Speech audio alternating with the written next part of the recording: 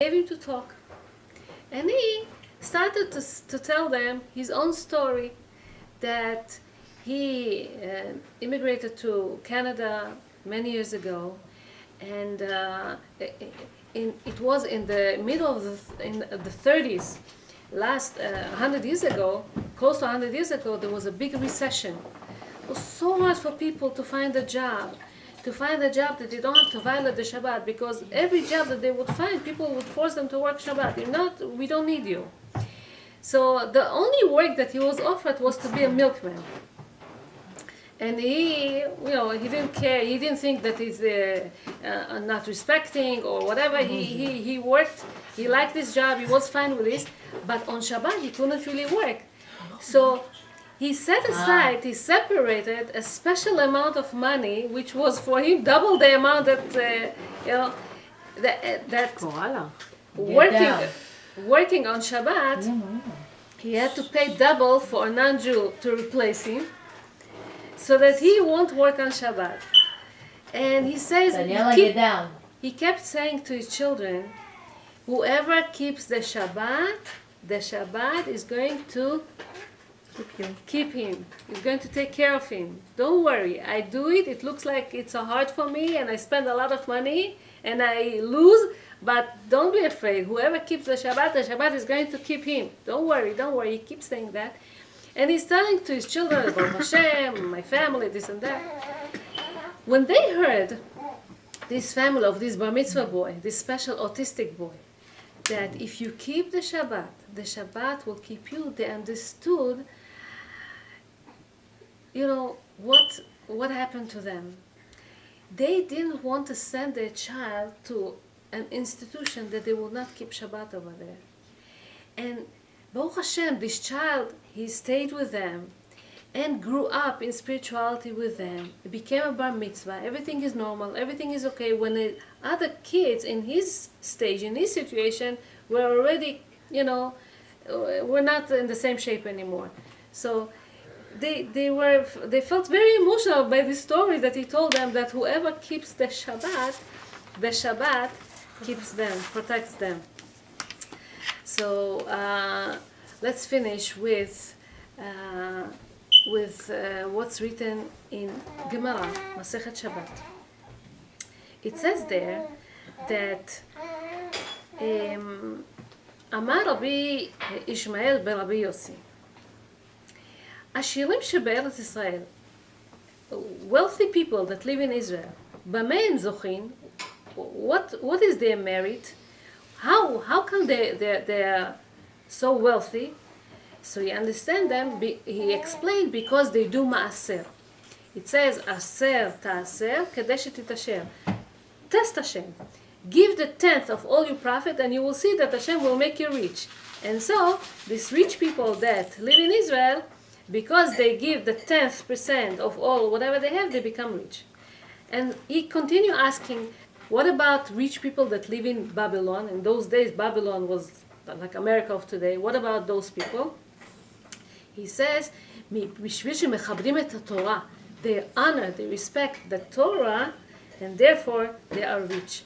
And what about all the other nations? בשאר הארצות, במה הם זוכים? Why they're so rich? He says, בשביל שמכבדים את השבת. Because they honor the Shabbat, they are rich. To a lot of people, it doesn't make sense. Let's say a barber. He wants to close his barber shop on Shabbat. Fact is that he's losing money. He's not gaining. It's very hard. In a way, Shabbat doesn't make sense.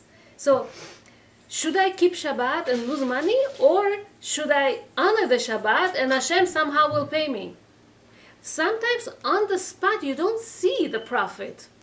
But listen to this. Amar Rabbi Chia ben Rabbi Abba. פעם אחת, once I was in somebody's house, in Ludkia it's called, and he was such a rich man. I never seen such a rich person in my life. They brought for him, his servants brought for him, shulchan shel zahav. You know how much cost one ring? A little thing from gold, 100% gold, or 18% or 18 carat or 24, doesn't matter. A lot of money. Imagine yourself a whole table full of gold. How much is it? It's a lot. That 16 people had to carry it. It's not a simple table that, 2 people, 4 people can carry. 16 people had to carry it. Imagine to yourself what is the weight of this gold table. And next, with this table, were 16 chains of silver that was attached to it, and all kind of bowls, and all kind of cups, and all kind of plates, and all kind of stuff on this table, and all sorts of food, and sweets, and special chocolates, and all kind of sweets, and all kind of stuff. And whenever they bring it next to him, they say, La Hashem ha'aratzum la. He never took a credit to himself, oh, it's because of me. He said, La Hashem ha'aratzum la, it's all from Hashem. And whenever they take it from him, he says, Hashamayim shamayim la Hashem v'aretz natan לבני אדם. Both psukim are from the Tehillim. אמרתי לו, בני, במה זכית? How do you have this wealth? Where from? What did you do? He says, I used to be a butcher. A what? A butcher? A butcher. And every good animal that would come, I would see a good lamb, I would see a good cow, a healthy one, I would say, this is for Shabbat. I'll keep it for Shabbat. And this is how I became rich. He says, אשריך, אשריך, וברוך המקום שזיכה אותך. Not always we see how Hashem gives this wealth to people. It's only once in a blue moon that Hashem reveals such wealth to people who keep Shabbat.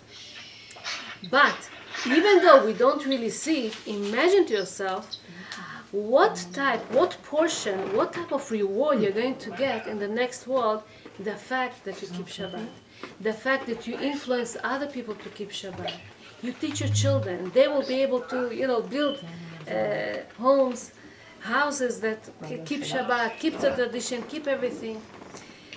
I bless you, Bezat Hashem, that your children and your grandchildren are going to all be Shomer Shabbat and healthy and wealthy and all the riches in the world. Thank you so much, Basia, for opening your house. God bless you.